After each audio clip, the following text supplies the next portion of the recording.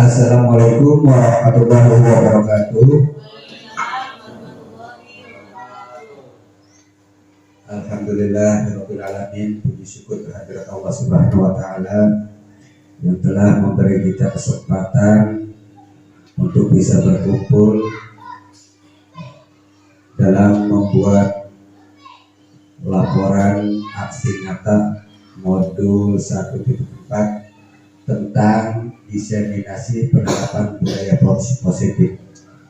Salawat serta salam semoga tercurahkan kepada junjungan kita Nabi besar Muhammad Sallallahu Alaihi Wasallam beserta keluarganya, para sahabat serta umatnya. Semoga kita semua mendapat syafaat dari beliau. Amin amin ya rabbal alamin. Langsung saja saya akan menyampaikan tentang aksi nyata modul 1.4 diseminasi penerapan budaya positif. Perkenalkan, nama saya Ahmad Muharor, calon guru penggerak angkatan 9 dari UPTD SDN 3 Lipas, Kabupaten Indramayu, Provinsi Jawa Barat. Untuk modul 1.4 ini saya disuruh membuat aksi nyata. Dalam aksi nyata ini saya susun pertama latar belakang sekolah idealnya menjadi tempat yang nyaman bagi murid. Hal ini sejalan dengan filosofi pendidikan Ki Hajar Dewantara, yaitu pembelajaran di sekolah harus dapat membawa murid memperoleh kebahagiaan setinggi-tingginya melalui merdeka belajar. Salah satu caranya yang dapat dilakukan adalah dengan membangun budaya positif. Selanjutnya, budaya positif di sekolah dapat dibangun dengan membentuk keyakinan kelas dan menerapkan segitiga restitusi. Dengan adanya keyakinan kelas yang disusun bersama antara guru dan murid, maka semua akan mengupayakan untuk menjalankannya. Sebagai langkah awal membangun budaya positif di sekolah dan penerapan segitiga restitusi dapat membimbing murid untuk berdisiplin positif agar menjadi murid merdeka. Tujuannya yang pertama, meningkatkan keberanian dan rasa percaya diri murid untuk mengemukakan pendapat mengenai gambaran kelas yang diinginkan. Kedua, menumbuhkan motivasi intrinsik murid. Ketiga, menumbuhkan budaya positif. Yang keempat, mewujudkan pembelajaran yang berpihak pada murid. 5, menumbuhkan budi pekerti yang baik seperti tanggung jawab, disiplin, dan komitmen. Yang keenam, mengajarkan murid mencari solusi dari suatu permasalahan. Tolak ukurnya yang pertama, tersusunnya keyakinan kelas yang sesuai dengan filosofi pelajar Pancasila. Yang kedua, siswa dan guru mampu melaksanakan kegiatan atau kesepakatan kelas yang telah dibuat dan ditandatangani bersama secara sadar dan tanpa paksaan. Yang ketiga, siswa mampu membentuk solusi dari permasalahan yang dihadapi. Yang keempat, siswa mampu menunjukkan perubahan perilaku sebagai pembelajaran atas masalah yang pernah dihadapinya. Yang kelima, siswa dan guru mampu melaksanakan budaya positif, keyakinan kelas, dan segitiga restitusi secara konsisten. Lini masa tindakan yang akan dilakukan, yang pertama, memberikan penjelasan kepada murid mengenai keyakinan kelas. Kedua, membentuk keyakinan kelas bersama murid.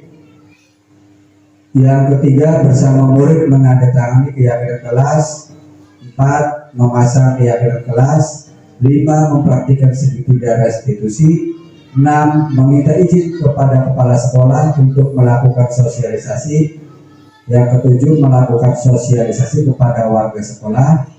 8. Menerapkan keyakinan kelas dan restitusi secara berkelanjutan dan konsisten. Dukungan yang dibutuhkan, yang pertama, kerjasama kepala sekolah, pendidik, dan tenaga kependidikan untuk dapat bersama-sama berupaya konsisten dalam menerapkan budaya positif. Yang kedua, kerjasama orang tua atau wali murid untuk dapat menerapkan budaya positif di lingkungan rumah.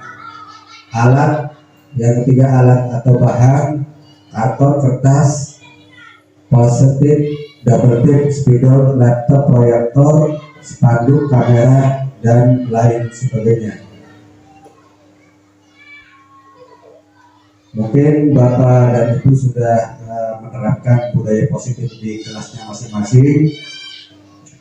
Di sini ada pertanyaan, Bapak, apakah Bapak atau Ibu setuju dengan nomor 1? Memberikan hukuman akan mendisiplinkan siswa. Setuju apa tidak? Ya setuju lah. Setuju. Yang lain? Memberikan hukuman akan mendisiplinkan siswa. Setuju tidak? Yang setuju ngaco. Ya banyak yang setuju 4, ya 5, 6, 7. Yang tidak setuju 5. Yang kedua, pemberian hadiah meningkatkan prestasi siswa. Setuju tidak? Setuju. Setuju semua. Yang ketiga, guru harus mampu memberi solusi untuk setiap siswa yang bermasalah. Setuju. Setuju. Yang keempat, guru berperan sebagai teman bagi siswa. Setuju tidak? Setuju. Benar, setuju. Nah, nanti kita akan bahas apakah yang nomor 1 sampai nomor 4 sesuai dengan yang akan dipelajari hari ini.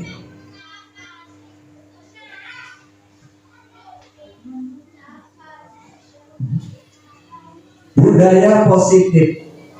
Apa itu budaya positif? Budaya positif adalah perwujudan dari nilai-nilai atau keyakinan universal yang diterapkan di sekolah. Budaya positif diyakini mampu menciptakan kolaborasi antara warga sekolah juga orang tua murid.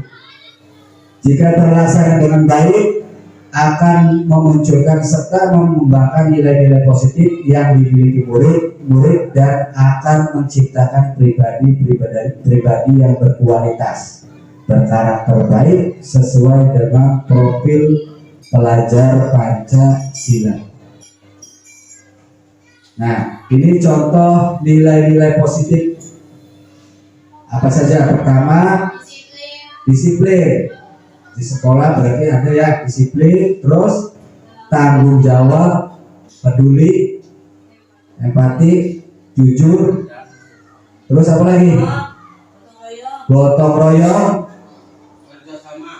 kerjasama sama dengan gotong royong ya. Ya, itu contoh-contoh nilai positif yang ada di sekolah. Ini akan dibahas 1 sampai 7 konsep dasar menciptakan budaya positif. Yang pertama, perubahan paradigma belajar. Yang kedua, disiplin positif. 3, kebutuhan dasar manusia. 4, motivasi perilaku manusia. 5, posisi kontrol seorang guru. 6, keyakinan kelas atau sekolah. 7, segitiga restitusi. Dari 7 konsep ini yang asing dari Bapak, di telinga Bapak Ibu, yang nomor 7. segitiga restitusi. Setuju. Ya, perubahan paradigma baru. Jadi kita sebagai guru, perilaku siswa dilihat sebagai sebuah kesalahan. Guru bisa mengontrol murid dan model berpikir menang kalah. Untuk teori kontrol, sebuah kontrol kebutuhan semua orang tidak sama, semua memiliki gambaran berbeda. Guru berusaha memahami pandangan murid. Perilaku murid memiliki tujuan. Guru tidak bisa mengontrol murid dengan model berpikir menang. Yang kedua, disiplin positif. Di sini disiplin positif, kita sebagai pendidik harus menciptakan anak-anak yang memiliki disiplin diri yang berasal dari dalam diri anak sendiri, intrinsik, sehingga mereka dapat berperilaku mengacu dengan nilai-nilai kebajikan, bukan dengan apa yang kita hargai atau pencapaian suatu tujuan ataupun menghindar dari rasa tidak nyaman. Jadi tadi ada memberi hadiah, memberi itu termasuknya bukan dengan penghargaan ya atau pencapaian. Itu tidak termasuk disiplin positif. Kalau memberi hadiah apa tuh?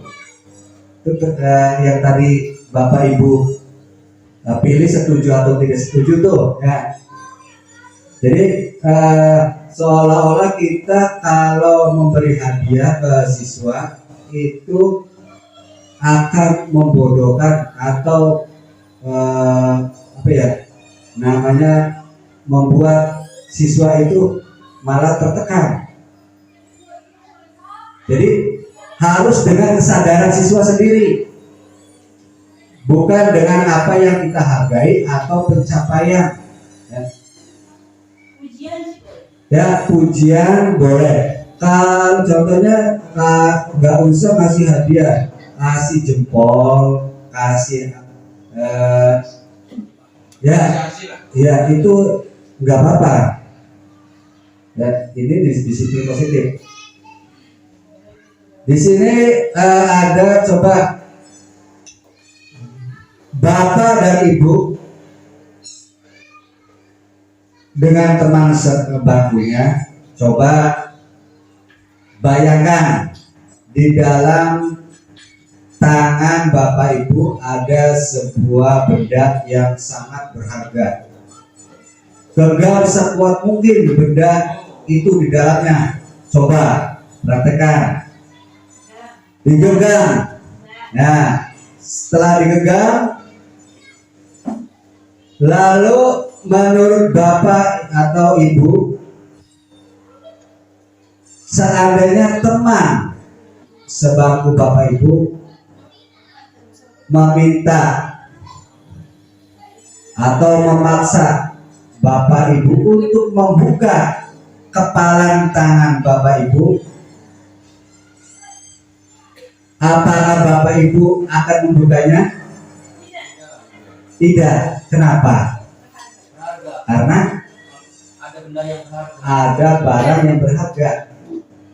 Nah, dari percobaan itu apakah Bapak Ibu akan membuka? Tidak kan? Karena ada barang yang berharga dan perlu dipertanggungjawabkan. Jadi membuka dan tetap ada pendirian menggenggam tangan kita itu dari kontrol diri kita sendiri, ya. dari diri kita sendiri. Jadi bukan dari bujuk rayu atau dari orang lain, ya. Itu sama dengan disiplin positif. Yang ketiga, kebutuhan dasar manusia. Seluruh perilaku yang dilakukan murid pada dasarnya memiliki tujuan tertentu. Ya tadi, murid melakukan kesalahan, itu mempunyai tujuan tertentu. Murid memiliki kebutuhan dasar tertentu ketika melakukan sesuatu, seperti kebutuhan bertahan hidup, kebutuhan cinta dan kasih sayang. Murid ingin diterima dan dihargai.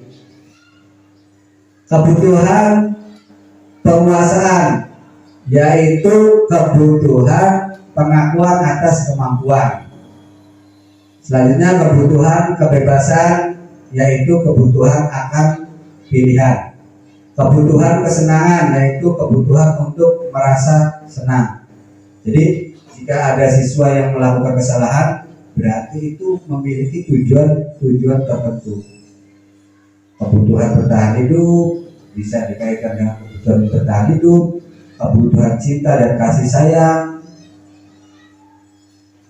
perlu dihargai. Mungkin karena bapak ibu di kelas memperhatikan siswa yang pandai saja, jadi yang tidak pandai melakukan kesalahan, tidak mengerjakan tugas apa, itu sebenarnya bukan kesalahan siswa atau murid. Nah, jadi dia butuh kasih sayang dari kita.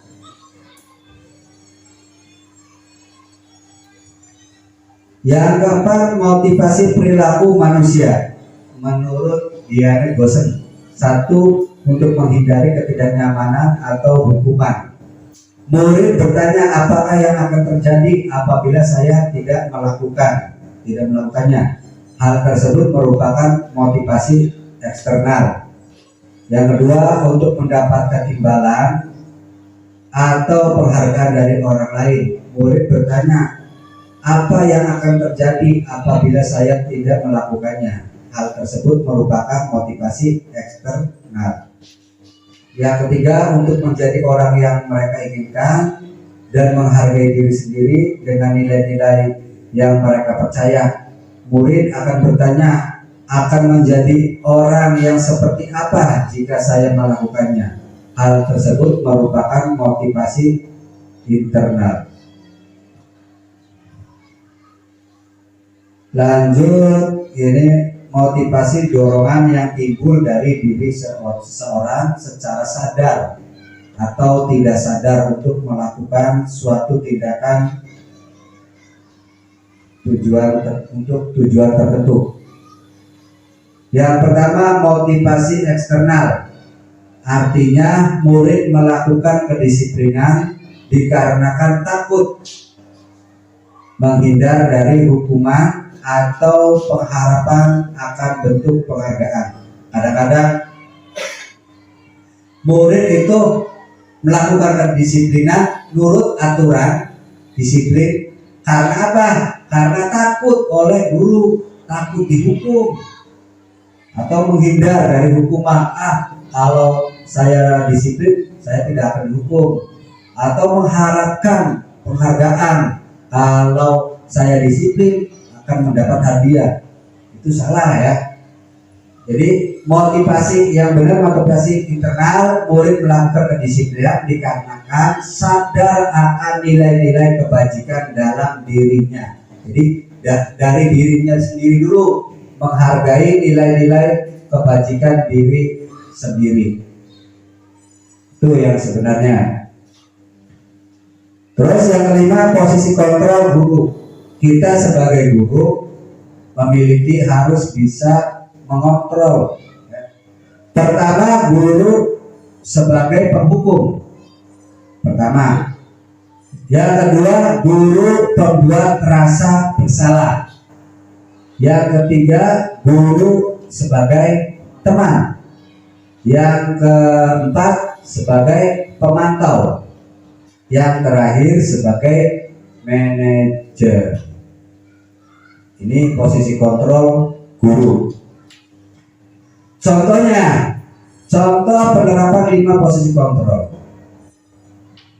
Ada 5, sebagai penghukum, sebagai pembuat rasa bersalah, sebagai teman, sebagai pemantau, sebagai manajer. Ada kasusnya murid tidak memakai atribut lengkap saat upacara bendera. Kalau guru sebagai penghukum, dia akan bilang patuhi peraturan sekolah, berdiri di barisan lain, pasti dihukum ya. Coba yang tidak lengkap atributnya, berdirinya bisa, itu sebagai penghukum. Yang kedua, perbuatan terasa bersalah.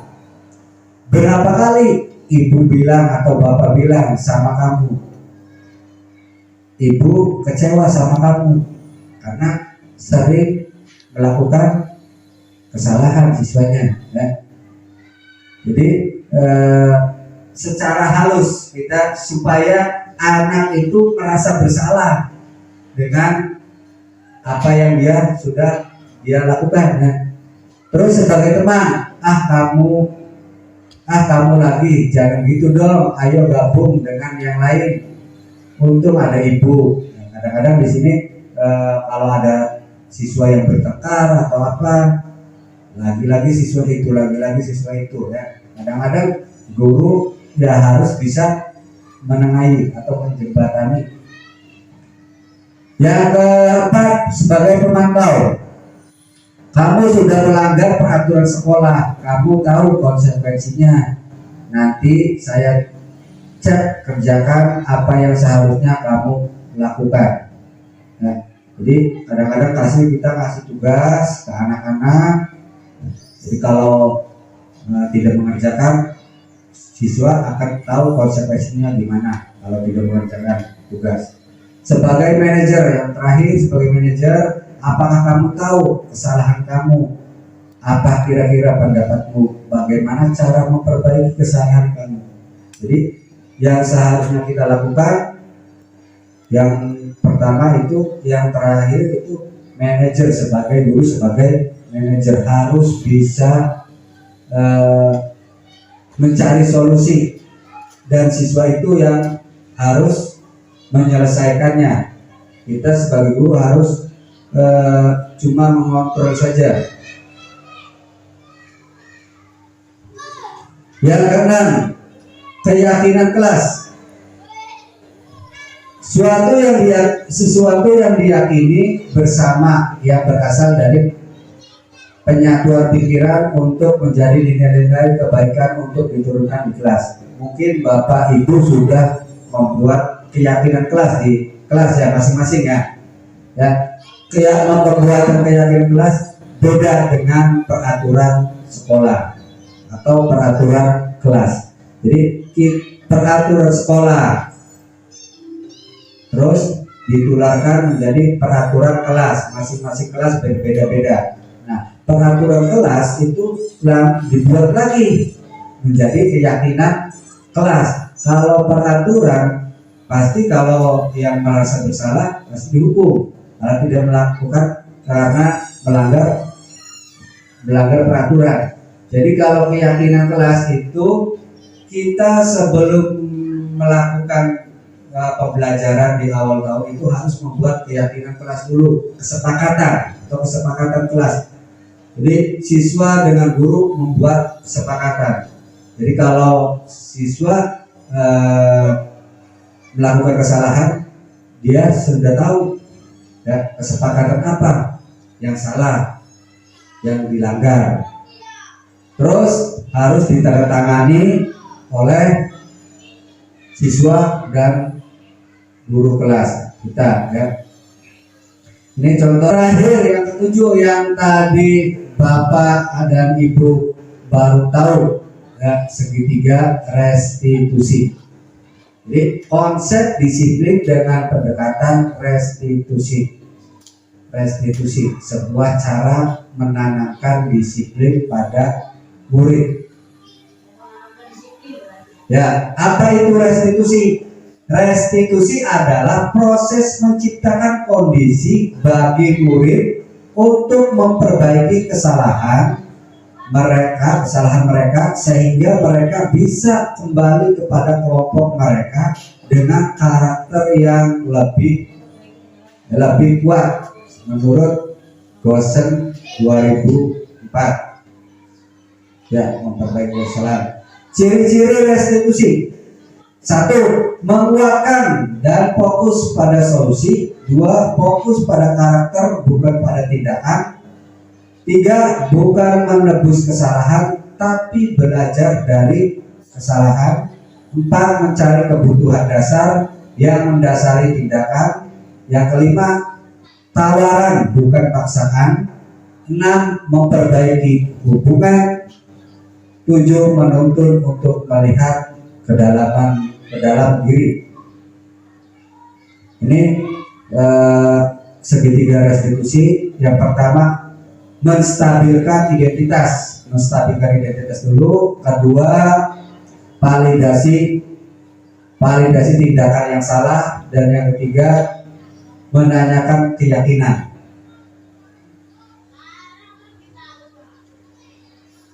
Contoh kasus perbedaannya, kasus murid datang terlambat sekolah. Kalau ada siswa yang datang terlambat ke sekolah, itu pasti akan dimarahin oleh bapak ibu atau dihukum, ya. Hukuman konsekuensi dengan restitusi. Kalau hukuman, murid pasti bapak ibu melakukan, murid disuruh berdiri di depan kelas karena terlambat datang, ya. Terus guru marah ke murid, mungkin ya bisa terjadi. Murid disuruh menulis, saya tidak akan terlambat lagi sebanyak 100 kali. Apa bapak ibu pernah melakukan kayak gitu? Pernah kan? Dulu pernah, ya. Ya, sekarang harus dirubah. Terus yang kedua, konsekuensi. Guru memberikan konsekuensi berbeda, berada di dalam kelas selama jam istirahat. Jadi konsekuensinya, kalau terlambat, yang lain, teman lain istirahat, kamu harus tetap berada di kelas. Terus guru tegas dan murid menghormati peraturan. Karena apa tadi? Karena takut, ya. Karena takut. Jadi yang sesuai itu restitusi. Guru mempunyai keyakinan kelas, karena kelas yang sudah disepakati tadi, yang telah disepakati dan guru membantu menyelesaikan masalah. Murid terbuka dan menghormati dirinya dan orang lain. Contoh gini, kasusnya murid datang terlambat ke sekolah. Yang harus kita lakukan itu tadi, memvalidasi dulu,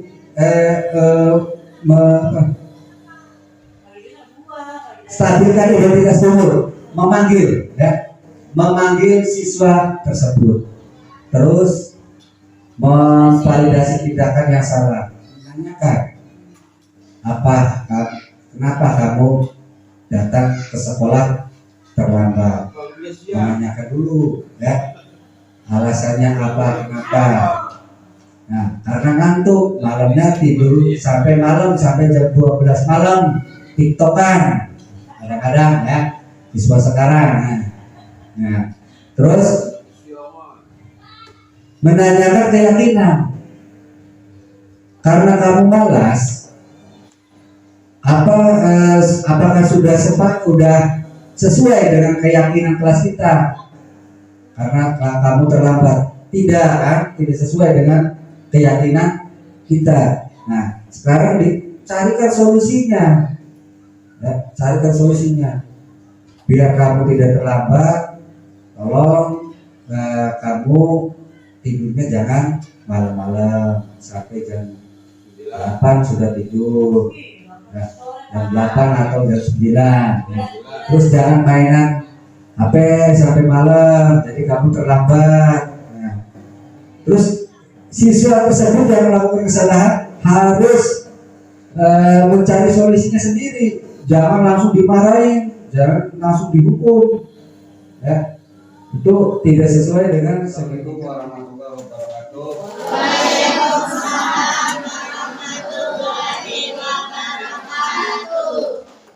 Selamat pagi. Semangat. Nanti kalian buat keyakinan kelas, terus bisa Ini Bamat kasih kertas untuk kalian tulis keyakinan kelas dan kelas ya sesuai kesepakatan kita.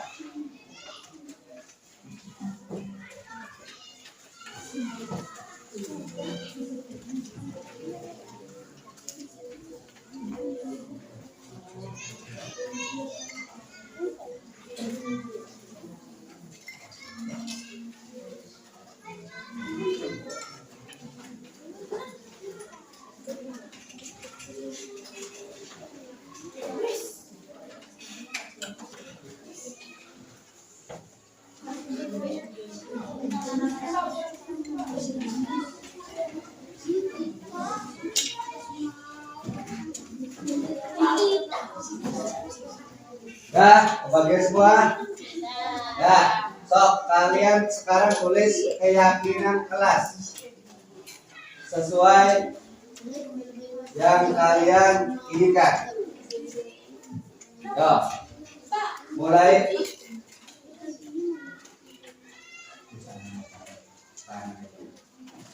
Ya, tulis keyakinan kelas.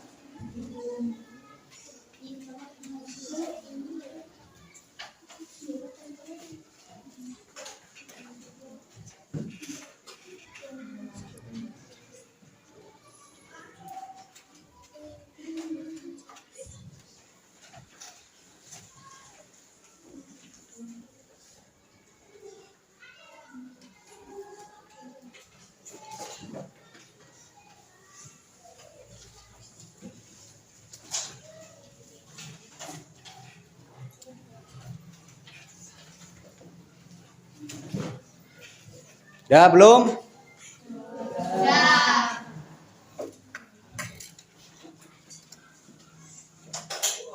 Ayo, nyambung. Sambung. Keyakinan kelas dulu. Terus, ayo, Pebi, maju, tempel. Udah, di mana aja tempel soklah. Ayo, tempel. Keyakinan kelas. Yola.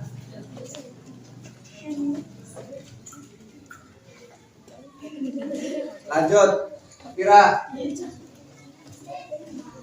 Keyakinan kelas. Udah tempel. Lanjut, Seret.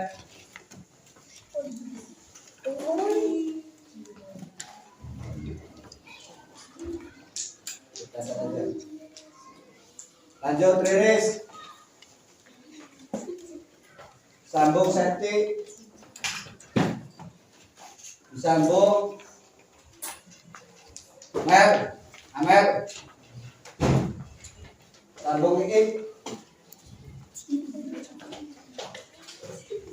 Sambung Lisna. Disambung Lita.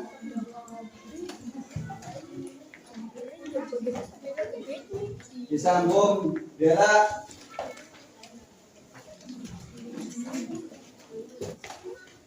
Ya, disambung lagi. Sambung. Terus nyambung. Hati-hati. Hati-hati maju. Juga. Otavia. Kita tempel aja. Masa. Chelsea. Ayo sambung Chelsea. Udah tenang di mana aja. Ya. Chelsea. Bisa. Disambung Igit. Indonesia.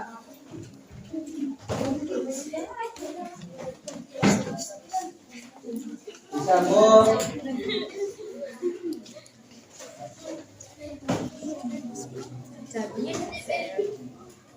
ya, di mana aja sok tempel.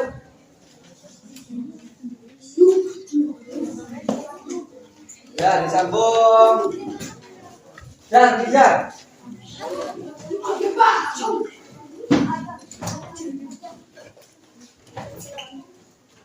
Sambung. Ayo. Ya. Apa?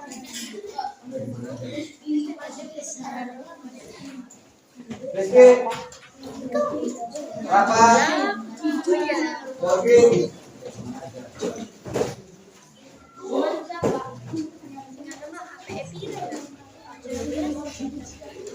Sambung Nano. Yogi. Kevin. Sesianto.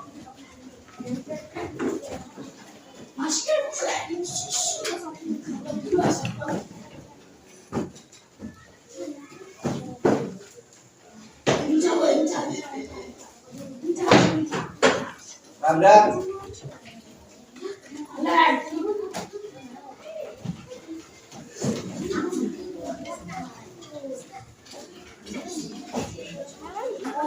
Ya, Mas.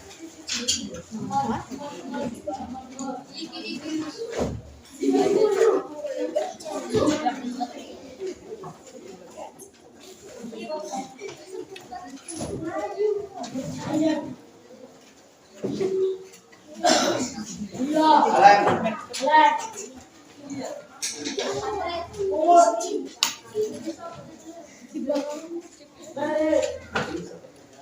Ya, Ferry. Oke. Ayo. Jadi maju ah.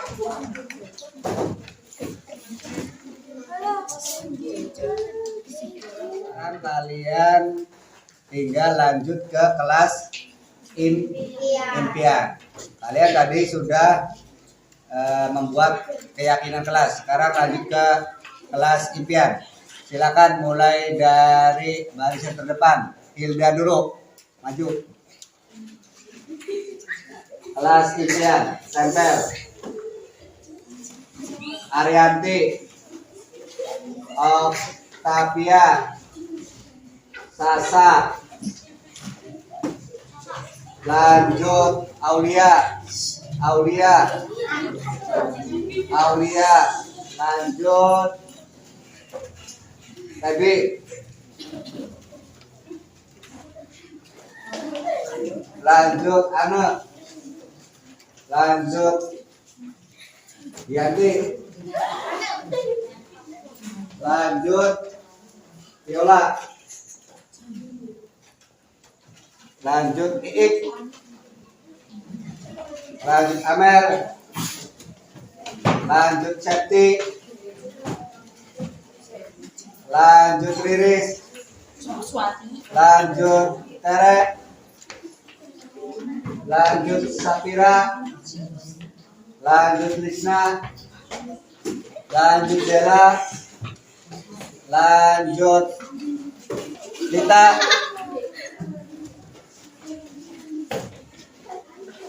lanjut Hijar, lanjut Rapa, lanjut Arapa,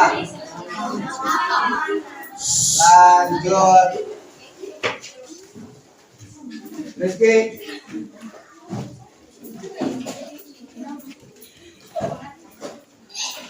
lanjut Yogi, lanjut Ramdan, lanjut Ahmad, lanjut ya. Ini keyakinan yang sudah kalian buat. Pertama, di sini ada saling menghormati, menyayangi dan bekerja sama. Kedua, menjaga kebersihan kelas dan sekolah. Tiga, berdoa sebelum dan sesudah belajar.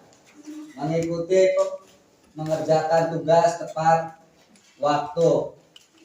Menerapkan budaya 5S, Ini banyak sekali ya. Berarti kalian sudah buat keyakinan kelas. Kita sepakat? Sepakat. Nah, lanjut kelas impian. Di sini kelas impian yang sudah kalian buat, percaya diri. Ini percaya diri, berkolaborasi, berakhlak mulia, percaya diri, aktif dan kreatif, religius, mandiri, berakhlak mulia, religius, berkolaborasi, aktif, terampil menggunakan teknologi, percaya diri, mandiri, dan sebagainya. Jadi ini kesepakatan keyakinan kelas dan kelas impian untuk kelas kan sepakat semuanya. Assalamualaikum warahmatullahi wabarakatuh. Saya Fitriani SPD, guru kelas 2, teman sejawat dari Pak Ahmad Muharor, yaitu CGP Angkatan 9 dari Indramayu, Jawa Barat. Pak Ahmad Muharor telah melaksanakan sosialisasi kepada kami mengenai budaya positif. Kami sebagai rekan sejawat dari Pak Ahmad Muharor merasa sangat terbantu dengan adanya sosialisasi ini, karena banyak sekali informasi yang sangat penting dan bermanfaat mengenai budaya positif. Budaya positif ini penting dilakukan di sekolah kita, terutama di kelas kita masing-masing. Mengapa? Karena budaya positif ini akan menimbulkan rasa aman dan nyaman kepada siswa kita ketika proses belajar mengajar, di mana budaya positif ini mendorong siswa untuk berpikir, bertindak, dan menciptakan sebagai proses memerdekakan diri mereka. Ketika kita melaksanakan budaya positif di kelas, akan menjadikan siswa lebih mandiri dan bertanggung jawab. Itu sangat penting untuk kita lakukan di dalam kelas. Selanjutnya, saya juga tertarik dari penjelasan Pak Ahmad kemarin mengenai segitiga restitusi, di mana segitiga restitusi ini menjelaskan: 1. Menstabilkan identitas. 2. Validasi dari tindakan yang salah. 3. Memberikan keyakinan. Jadi, saya teringat pada kasus yang ada di kelas saya, di mana ada siswa yang datang terlambat. Yang saya lakukan langsung memberi hukuman dengan cara meminta anak tersebut untuk berdiri di depan kelas. Mengapa? Karena anak tersebut sudah melanggar aturan. Namun, setelah saya mengikuti sosialisasi bersama Pak Ahmad Muharor, apa yang sudah dilakukan saya itu ternyata salah. Jadi, hukuman itu bukan satu-satunya solusi atas setiap permasalahan yang ada di kelas. Ternyata yang harus kita lakukan adalah memanggil siswa tersebut terlebih dahulu, berbicara 4 mata, menanyakan alasan, lalu mencari solusi terbaik. Apa yang harus kita lakukan terhadap siswa tersebut, dan siswa tersebut juga mencari solusi atas masalah yang sudah dilakukan. Mungkin itu saja dari saya. Terima kasih atas sosialisasinya, dan saya tunggu budaya positif lainnya. Assalamualaikum warahmatullahi wabarakatuh. Perkenalkan, nama saya Safa Ahikmah, kelas 6 di UPTD SDN 3 Limpas. Perasaan saya saat melakukan keyakinan kelas sangat senang dan semangat sekali. Membuat keyakinan kelas sangat penting karena dapat membuat kita disiplin, bertanggung jawab, dan belajar lebih baik lagi. Terima kasih. Wassalamualaikum warahmatullahi wabarakatuh. Assalamualaikum warahmatullahi wabarakatuh. Saya Satya Kanu Firdio Samsudin, kelas 6 di UPTD SDN 3 Limpas. Saya senang sekali diskusi sama Pak Ahmad untuk mendapatkan mengendalikan diri dari amarah karena tingkah laku teman sekelas saya. Saya harus belajar bersabar dan menghormati teman-teman saya. Terima kasih. Wassalamualaikum warahmatullahi wabarakatuh.